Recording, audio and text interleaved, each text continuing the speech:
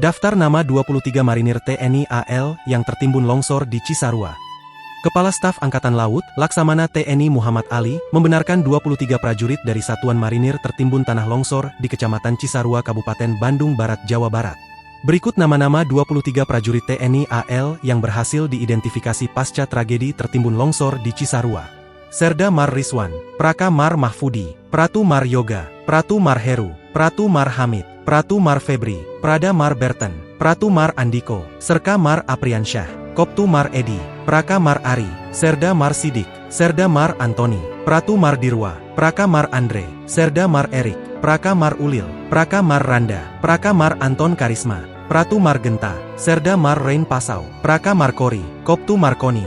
Sebelumnya, KSAL Laksamana TNI Muhammad Ali menegaskan bahwa para prajurit tersebut berada di lokasi kejadian karena sedang menjalani latihan.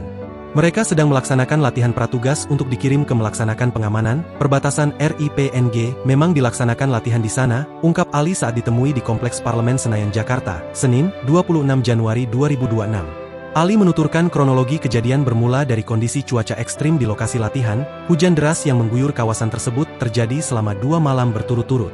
Saat itu kondisi hujan lebat selama hampir 2 malam hujan terus, mungkin itu mengakibatkan longsor dan itu menimpa satu desa. Kebetulan ada prajurit kita yang sedang berlatih di sana, ujarnya. Ia mengungkapkan, dari total korban yang tertimbun, 4 personel telah ditemukan dalam kondisi meninggal dunia. Ali menuturkan bahwa proses pencarian terhadap 19 prajurit yang masih belum ditemukan kini terkendala cuaca. Alat berat memang belum bisa masuk karena kondisi cuaca dan jalan yang kecil, tuturnya. Namun, Ali mengungkapkan bahwa TNI terus berupaya mencari korban dengan mengerahkan teknologi hingga anjing pelacak.